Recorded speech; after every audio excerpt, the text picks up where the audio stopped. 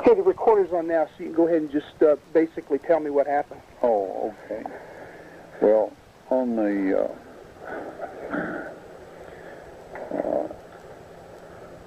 excavation there, it had, you know, for the Ark of the Covenant,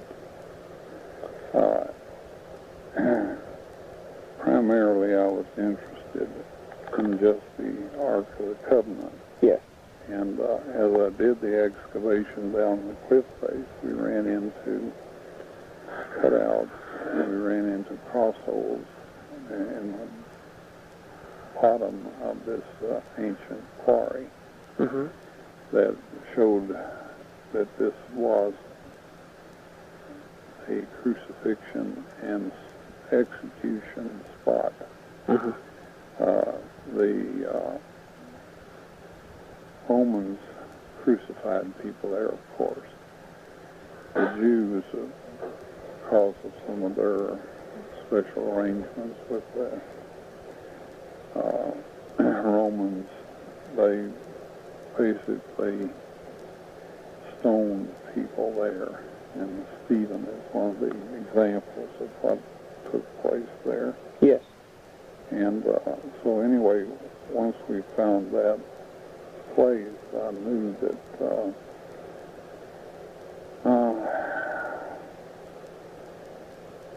well, basically that I needed to get inside that escarpment, because there was several indications that it was just a system of tunnels and chambers, and that I needed to basically just go chamber by chamber, tunnel by tunnel, and whatever, and systematically go through there to see, you know, until I found the Ark of the Covenant, or until I didn't find it, one or the other. And so, anyway, we found it on January 6, 1982, at approximately 2 o'clock in the afternoon. Okay. And so, when I found it, it was in a situation that, well, I had not anticipated or expected. That was, it was in a chamber that was totally filled with what appeared to be debris. Right. And what turned out to be basically incoming chapter quest. A bunch of materials, furnishings of the first temple, covered first by animal skins, and then that covered by boards, and then these covered by stone, just whatever they could get their hands on looked like. Looked like it had been done in a hurry. It looked like they just grabbed everything, whatever they could get to fill this place. And I was still a little fuzzy on why that would be done, but I don't seem to, you know, to know everything about when God does something. I do know it's done just perfectly. So, but on the occasion of my fourth visit in to the area, I was going to make another attempt at getting some video footage. Get some what? I was going to make an attempt at getting some video footage. Oh, okay.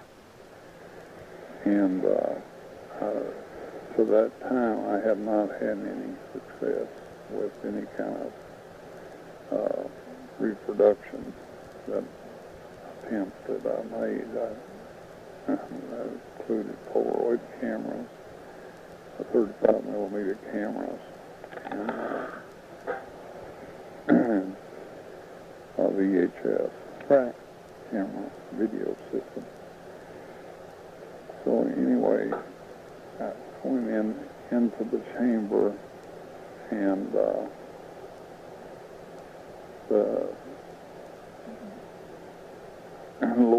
myself in there, and of course the thing that became apparent immediately was that the place was totally clean. Mm-hmm. Somebody had done what I had decided that I was going to have to do, and that was to clean all the debris and everything out. Mm-hmm. Now, I guess I should say a couple of words here. The Ark of the Covenant was not covered in all this debris like everything else was. It was in a separate container. Mm-hmm. A thin wall of stone box. And this extended from the floor, which I didn't know at the time, the dimensions or whatever. But anyway, the box extended up to within approximately 3 inches of the ceiling. Was it sitting on top of something else? Well, the fact of the matter was, Bill, that I never did get in there and measure everything. Mm-hmm. And so I really don't know. Okay. Looking back on it, I would have had to have been there when the cleanup took place in order to know Yeah. all of that, and I simply was not there. And but anyway, the Ark of the Covenant, the mercy seat, was set in a manner under the crack that came down, extended down from the crucifixion side above, so that the blood went on the top of the mercy seat. Right. Right. And then, anyway, when it was all cleaned up, situated, and positioned, it was still appeared to be in that very same position, even though it was no longer in the box. Mm-hmm. And there's several things rather remarkable about what had happened there. The place was cleaned up. The Ark of the Covenant was sitting against the wall at the east end of the cave, and the cave is not perfectly oriented east-west, north, or south. Mm-hmm. So it's just on the eastern end, basically, Okay. of that. And behind this crystalline wall that emits the colors of the rainbow. This is the wall behind the Ark. That's correct. Okay. It's a vertical wall. Now, the Ark was facing you if you were standing looking at it. Is that correct? Yeah. Okay. At that point in time. And so I got a phone call on this that I'll share, which is kind of unusual. It's one of the things that made me decide to say something about it. Mm-hmm. And that is, I got a phone call from this fellow, and he says, Ron, he says, would you describe what the Ark of the Covenant looks like to me? And I said, well, I don't do that, Mm-hmm. because I have I just haven't done that. And so anyway, I said, why do you ask? And he seemed a little distressed with the whole thing, And Mm-hmm. he said, well, I had a dream. And I don't remember, if it was the night before he was talking to me that day, or anyway, it hadn't been too long since he had this dream. And he said, I've been praying since I heard about the Ark of the Covenant that the Lord would let me see what it looked like. I just had a little burden to see what it looked like. Mm-hmm. So he said, I had this dream, and I was in this chamber in this dream. And he said, the Ark of the Covenant was right in front of me, basically. Mm-hmm. He says, however, the wall behind the Ark of the Covenant, and he described it perfectly, What you'd say. right. And he said, I I got so distracted by the colors and all of that of this rainbow that I did not zero in on the Ark of the Covenant itself. And instead, and the dream went away without my having had a good look at the Ark of the Covenant. Okay? Yeah. So that was a bit of a surprise, and a pleasant one, I might add, because it indicated that God, wanted people to, didn't mind people having a description of it at least. And at least this one fellow, and he didn't seem, shall we say, more unusual or different than anyone else. There were several other people that had asked. Did seem to be an honest guy and all of that. I don't think he could have made that description without having seen it. Like, there's no way he could have. So, anyway, at that point, I said, well, just be grateful that you got to see inside the chamber. That I'll verify that that's what it looks like. Yeah.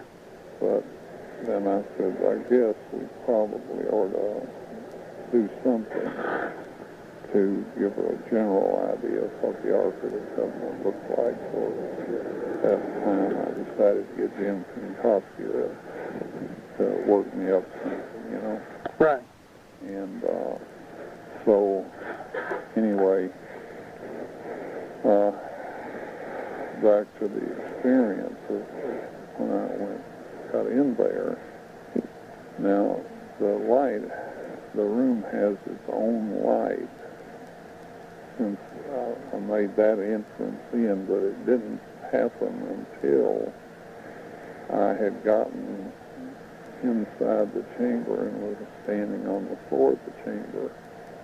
And I did all my getting in the dark. And so when things kind of lighted up, I was really shocked by what I saw. And that is, the place had been cleaned out, and that there were 4 people in there. And so basically, I was going to ask, what are you doing in here? Because I'm the only person I knew of that had a permission or the right to be in there. Yeah. And at that point, apparently I became aware of my physical conditions altered to the point that I knew I was in the presence of angels. That these were not just people. Yeah. Because I couldn't breathe, I couldn't move, I couldn't talk, couldn't do anything. And so, anyway, at that point, and this, you basically just keep in mind that I was very, very stunned by the whole thing. Right. So the one angel talked to me and briefly said that they had been watching over the Ark of the Covenant ever since Moses had put the tablestone in there. And that God wanted everyone to see this. Yeah. At a particular time. And so anyway, he told me to set up my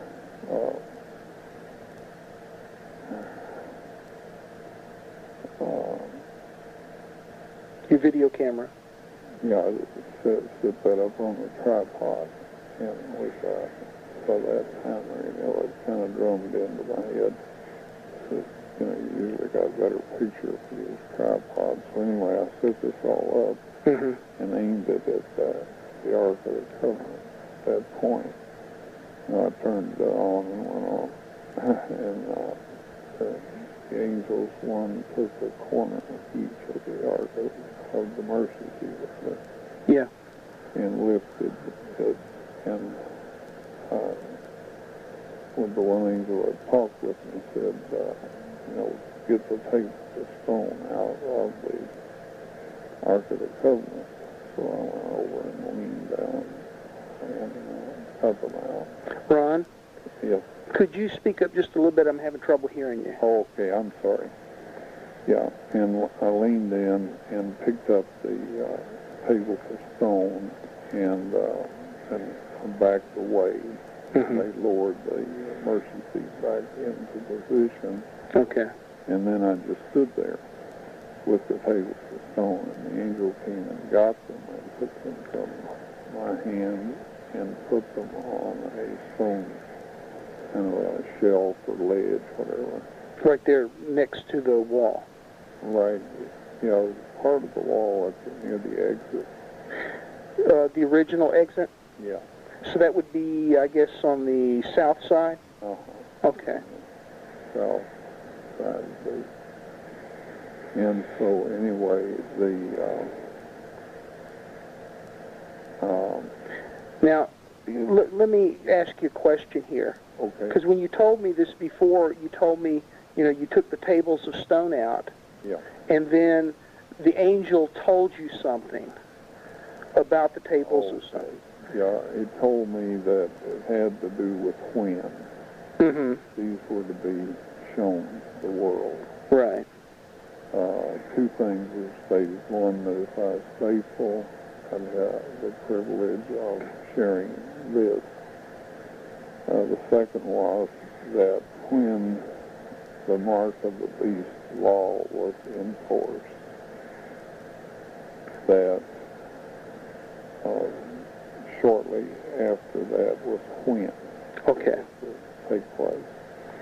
And here is a little bit of a conundrum. It wasn't stated mark of the beast law. It was stated on the Sunday law. But I tell people, and I think that it's wiser to tell people that since it's not lying or deceiving in any manner, is that when the mark of the beast law is enforced. Right. But the angel said Sunday law. That's right. Okay. Well, I'll certainly do it that way. Okay. And so. Now, if I remember correctly, at that point you said you didn't know what to do with the tables of stone because you were holding them. Well, I didn't. The thing I didn't know what to do with was later. Was after I had taken the video back to my room and checked it to make sure that I had good, video. Yeah. I didn't know what to do with that. So I went back to the cave to ask the angel what I should do with that. Okay. And put it on the table of stone. Right on the shelf. Yeah, right on top of the table of stone, so they're both there. And so as far as you know, that's where they are today? That's right, as far as I know. Okay. Now, did the angel indicate any kind of sign that you would be given other than what they said about the mark of the beast law? No. Okay.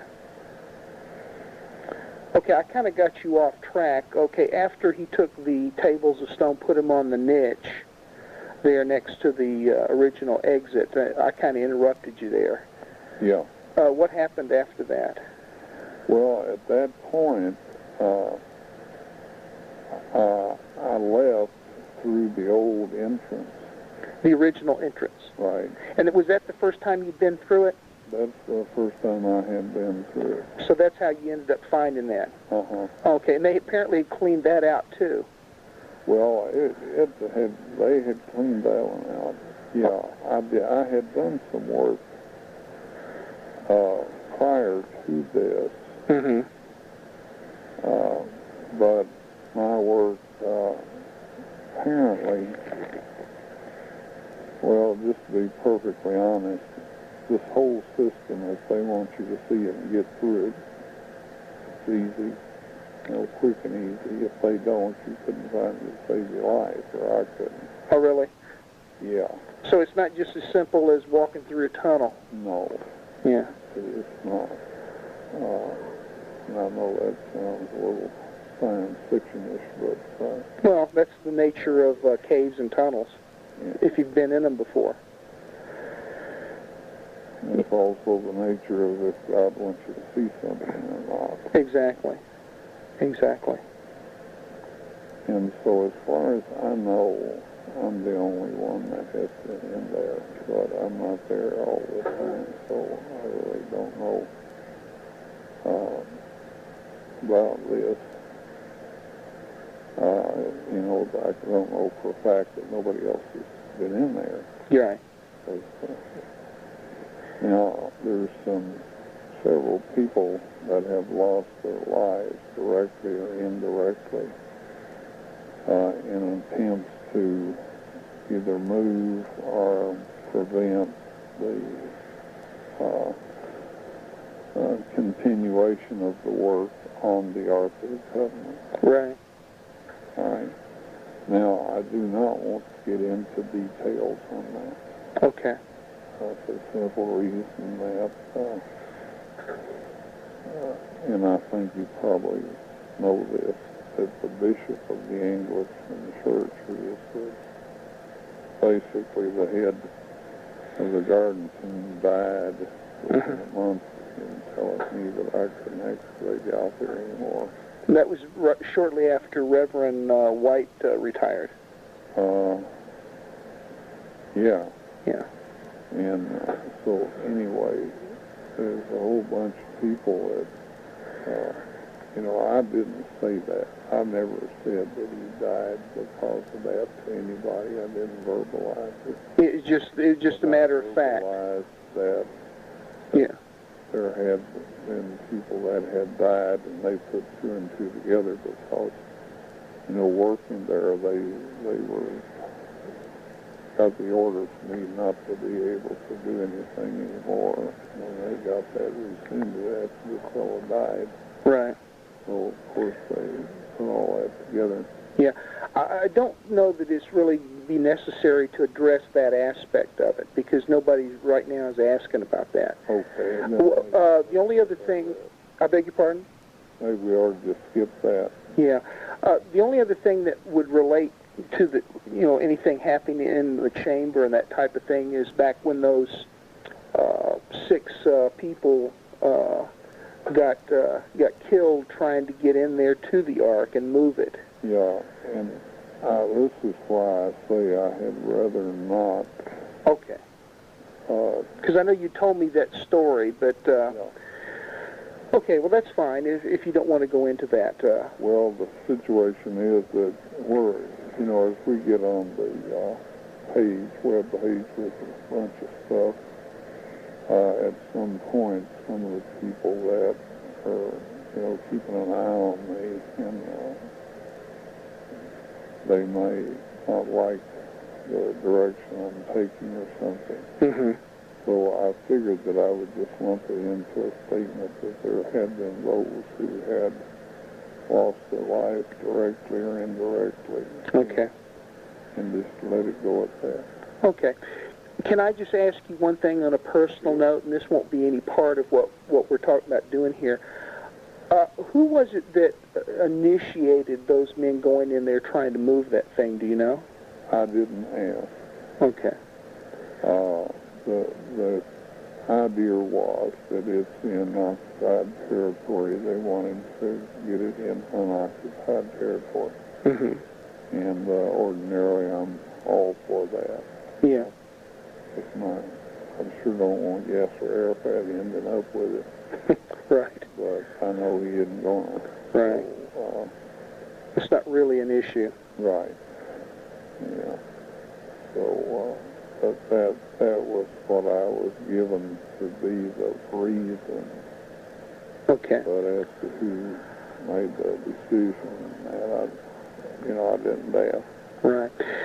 Are the golden poles still either on or around the Ark? Well, they are not in their slots anymore. But they're in the chamber. Yeah, they're in the chamber. Okay. The impression I got, or I may have gotten this,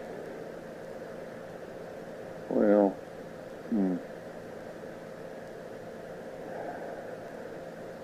I came out of there with, I think, a lot more information in my head than was verbalized by the angel. Mm-hmm. If that makes any sense to you or not. Yeah, I think so. And so the bottom line is that I think the Ark of the Covenant is fulfilling its final destiny, and that is that it is the proof to the universe that God's Son actually gave his life, to redeem the human family. Okay. And that proof is going to stay throughout eternity. Mm-hmm. Okay. Anything else you want to add? I think that's about it, Bill. Okay. All right. Ron, I appreciate it. Well, I appreciate you looking after these things, because, I have to have this pain medicine, and it rogs me a bit. And it's nice to have somebody that I can trust to kind of help me get these things up and on there, so it won't be misstated or whatever. Yeah, we'll do everything we can. Listen, I'm probably not going to get a chance to work on this until after I get back from the meeting in New Orleans. Oh, okay. Because I'm leaving tomorrow afternoon, and I've still got some things to do around here relative to getting ready for Sabbath and for the trip.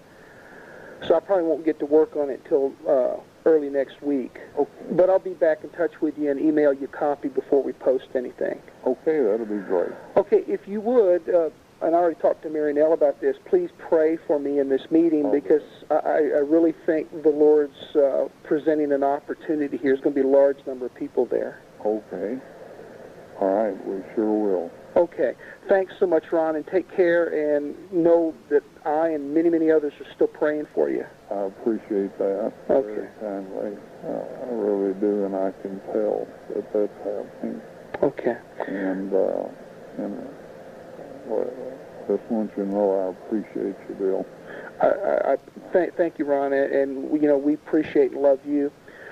Let me ask you before I go, did you get that newspaper with Ross just exactly the way you wanted it? Well, we got it pretty close. Mary Nell learned how to do, what he does. Yeah. And we got it quite close. There's a few little typos. Okay. I'm going over that sheet by sheet. So, were you thinking, wondering about maybe getting some copies for handing out down at the meeting? Well, no, there's no time to do that now. Oh. But, I'm looking down the road a bit. Well, it shouldn't be very long. It should be, we should be able to, by the end of next week, have it up and printed, I guess. Oh, really? That quick? I think so. Okay, well, that'd be great. That'd be great. Okay, well, Ron, look, I'm going to let you go because I know you're tired. If there's anything I can do for you, either you or Mary Nell give me a call, and we'll do what we can. We're, as I always say, things are more or less getting them into a routine. Yeah. Things keep changing a little bit, but anyway. Okay. And learn to live with all of this. Yeah. Okie dokie. Thanks, Bill. Okay, God bless. Bye-bye. Uh-huh. Friday, 1:17 p.m.